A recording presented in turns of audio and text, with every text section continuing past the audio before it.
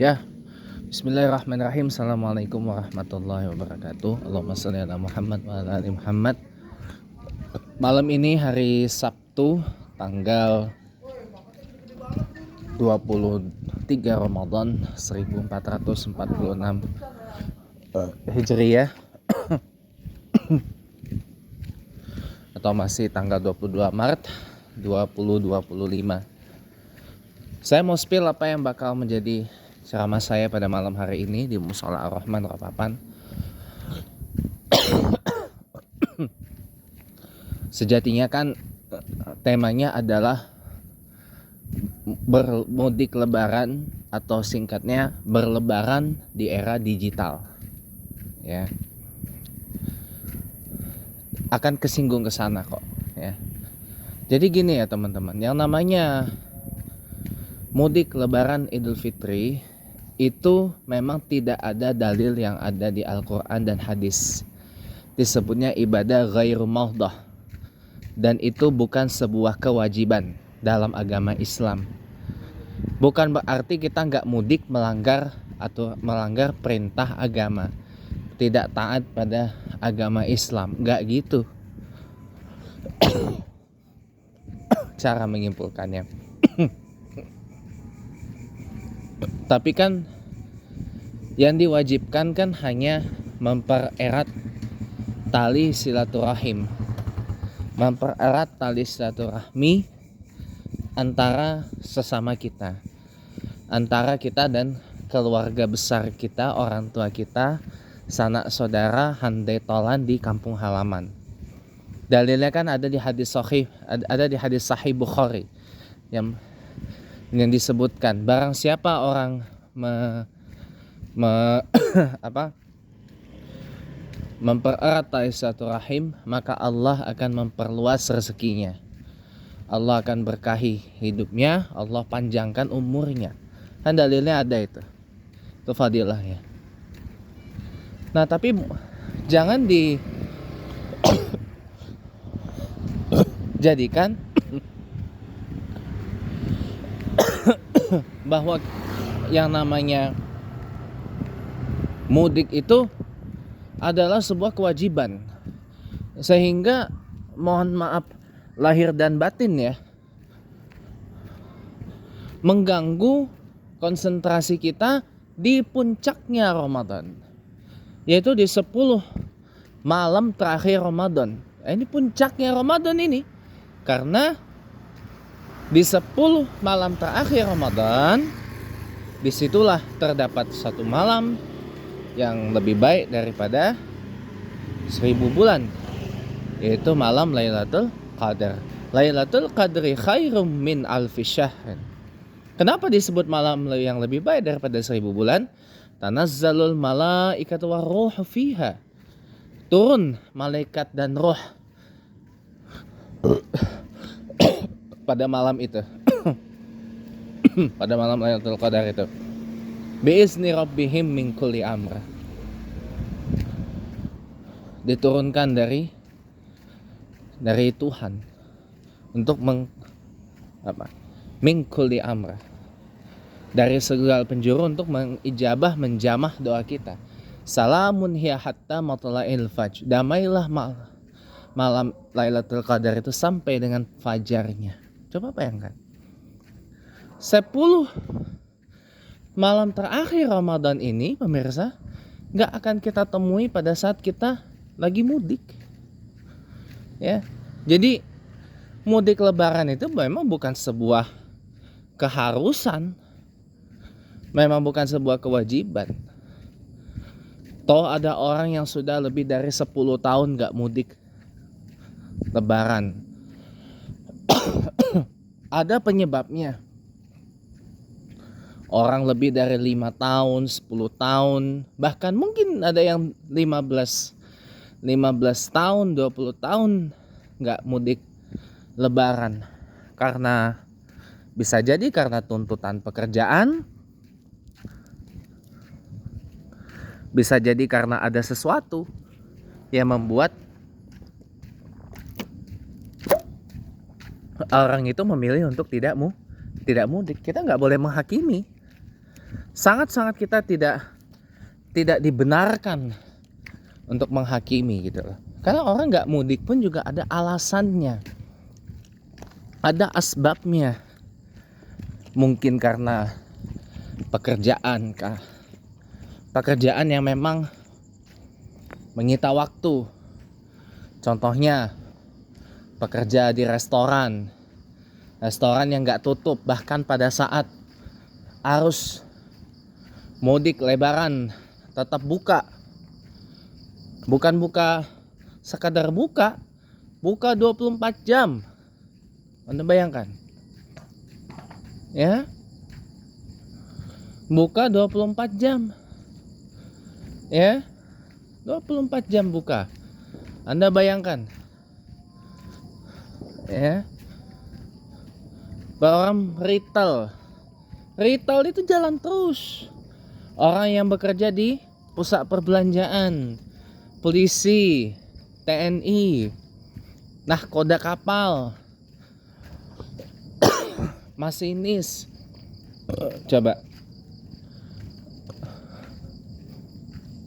masinis, pilot, jurnalis, wartawan, dan beberapa lagi yang lain. Anda kalau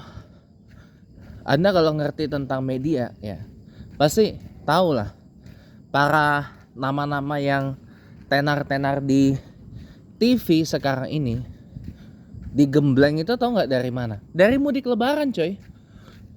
Ibaratnya mudik lebaran itu UN-nya, ujian nasionalnya, reporter TV di lapangan naik step untuk menjadi seorang news anchor. Untuk menjadi seorang news anchor itu harus dari reporter dulu. Nggak bisa nggak dari reporter. Ya. Nggak bisa dari tahap-tahapannya. Kalau untuk menjadi seorang news anchor, dari bawah dulu, dari reporter. Reporter di lapangan. Ya, lama jadi reporter di lapangan. Nanti lama-lama naik jadi stand upper. Stand upper tuh biasanya membawa segmen-segmen kecil di pemberitaan TV gitu. Tahapan tertinggi adalah news anchor. Jadi tujuannya adalah digembleng dulu dari bawah, agar nanti kalau ketika mandu sebuah breaking news ya, nggak lost kontak, nggak lost gitu.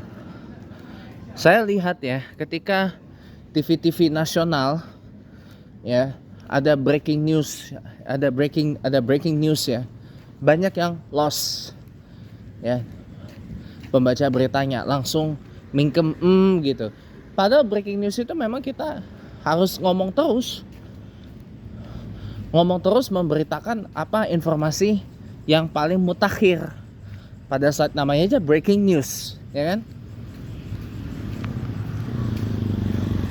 Dan kita harus bisa menjelaskan kenapa ini berita bisa menjadi sebuah breaking news, gitu. Nggak cuma sekedar menyampaikan breaking news, ini gitu loh.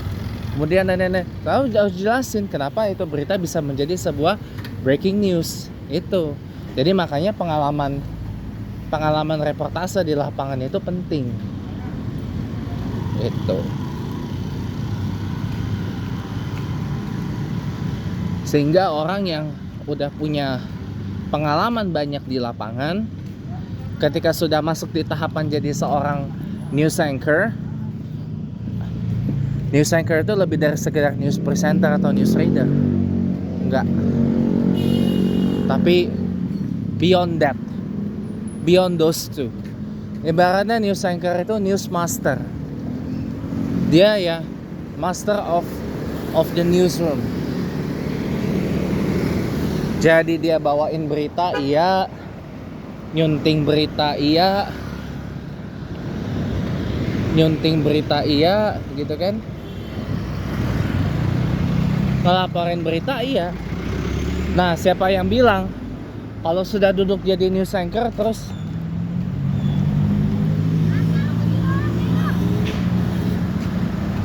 pertanyaannya siapa yang bilang kalau ketika seseorang sudah duduk sebagai seorang news anchor terus nggak turun lagi ke lapangan? Siapa yang bilang?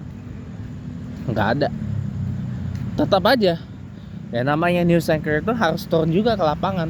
Lihat beberapa news anchornya BBC News, news anchornya CBS, ABC, NBC, PBS, ABC Australia, ya. Mereka sekalipun tidak duduk jadi seorang news anchor, mereka masih turun ke lapangan juga, melaporkan berbagai peristiwa yang terjadi di lapangan. Jadi memang nggak segampang itu untuk menjadi seorang news anchor, ya. Nah, biasanya momen ini, kembali ke spill ya. Biasanya momen mudik lebaran itu adalah UN-nya, ujian nasionalnya, atau pressure test kalau bahasa MasterChef-nya. Pressure testnya seorang reporter di lapangan, karena kita kan tahu sendiri mudik lebaran kan dinamika peristiwanya cepat sekali, itu fast pace. Fast pace. Dari yang sebelumnya, contoh misal nih di Pelabuhan Merak atau Pelabuhan Bakauni misalkan, beberapa menit sebelumnya antreannya belum padat, beberapa menit kemudian tiba-tiba sudah padat.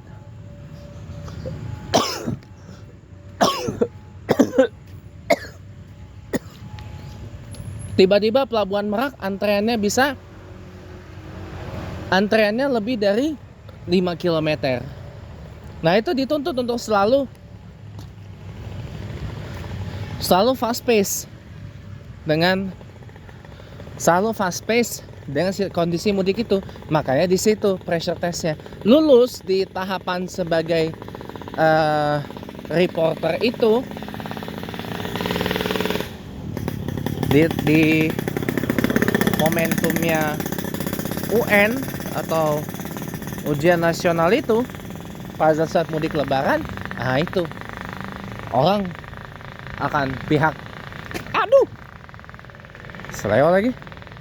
pihak editor itu akan, pihak redaksi atau editorial board akan mempertimbangkan orang itu naik untuk jadi, entah itu stand upper atau bahkan bisa menjadi anchor atau jangkar berita gitu. Dan itu biasanya nggak sebentar loh elevasinya, nggak setahun gabung terus tiba-tiba langsung jadi anchor. Nggak ada. Biasanya tuh kalau udah kurun 2, 3, 4, 5 tahunan lah di lapangan. Tanya aja dengan beberapa orang-orang yang namanya udah beken di televisian, pasti ngalamin, padahal pasti akan mengiyakan apa yang saya sampaikan ini. Jadi teman-teman ya, namanya mudik itu bukan hal yang wajib sebenarnya, tapi itu pilihan. Karena jangan sampai niat kita mudik lebaran tapi kitanya kesiksa. Niat kita mau bahagia tapi kitanya malah nyiksa. Contoh, demi bisa pulang kampung, demi bisa mudik, berutang, pinjam sana, pinjam sini, tahu-taunya malah ke pinjol. Nah, begitu ditagih, nah kelabakan dah tuh. Kelabakan.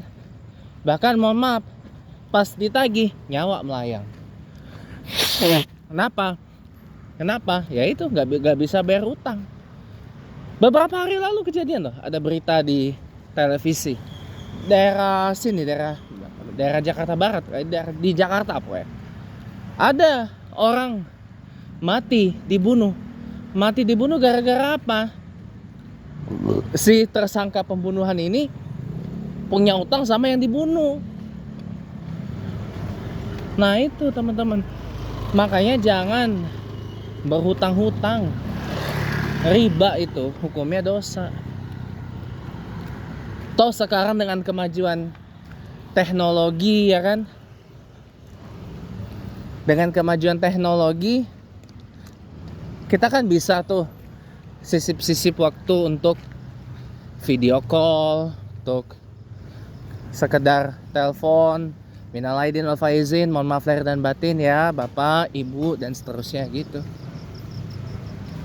Ada video call atau bikin video conference entah lewat Zoom, lewat Webex, lewat apa gitu teman-teman. Gitu. Atau pakai StreamYard. Dibantu tuh. Pakai StreamYard, webcam. Itu. Bisa dibikin kayak gitu, bisa teman-teman. Bisa kok. Dan itu nggak kehilangan esensi dari Lebaran itu sendiri, karena